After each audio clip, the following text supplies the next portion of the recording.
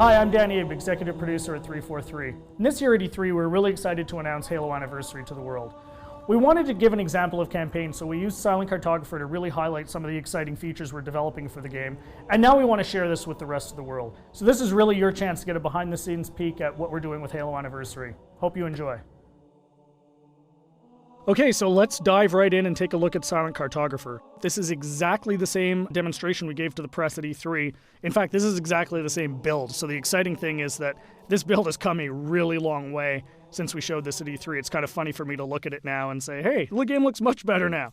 So the first thing you're going to see immediately on the fly-in is the graphical upgrade. I mean, the game looks fantastic. We spent a lot of time really lovingly bringing this into the current generation and, working very hard to make sure that this looks like a current generation title, something everyone can look at and just say, wow, this game looks fantastic.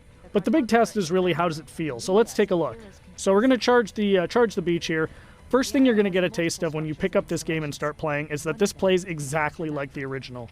That was a core development principle for us, is this game needed to play exactly the way it did 10 years ago. I mean, this is the game that launched a generation of shooters, so we had to make sure that that feeling was identical to that experience that everybody remembered 10 years ago, because this is really a gift to the fans. This is a way to relive the experience of playing Halo 1 for the first time, so we really wanted to make sure it was identical. And the way we did that was actually a fun technical trick. We're actually running portions of two engines at the same time. So the underlying code, the code controlling how the game feels, how the AI reacts, all of that stuff, is a lot of it's the original Halo 1 code, and that was really the best way for us to ensure that the game played exactly the same as it did 10 years ago. But on top of that, we've layered a new graphics engine that allows us to, make the game look fantastic and look like a current generation title. So it's really a great mix of the two. So at the end of the day, your Halo fan gets a game that plays exactly like they remember, but looks like a current generation title. We get some other benefits from this as well. As I said earlier, and I say this all the time, the primary goal for this game is to make sure Halo fans can relive the experience of what it was like to play 10 years ago.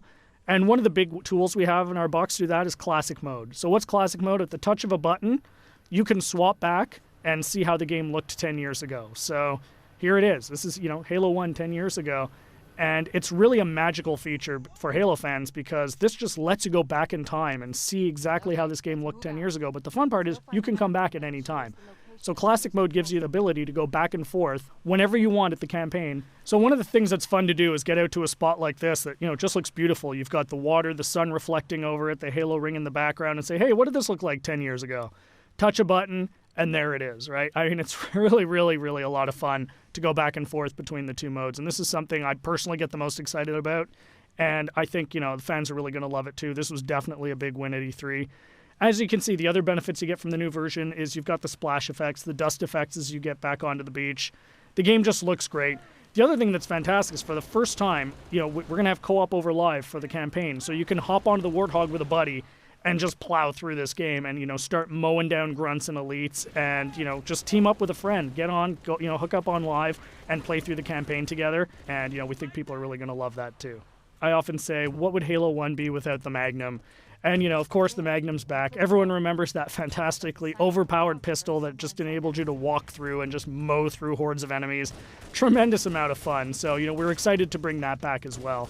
Again, you can see the game plays exactly the same as it did. Cannot highlight that enough. That was really, really important for us to make sure that this game played the same as it did, because this is really an iconic game. This is the game that convinced a lot of people, myself included, that you could actually have a fun first-person shooter experience on the console. I mean, I was a hardcore PC shooter guy, who said you're never going to make a game on the console that is going to, make me want to play. And this is the game that changed my, my impression of it.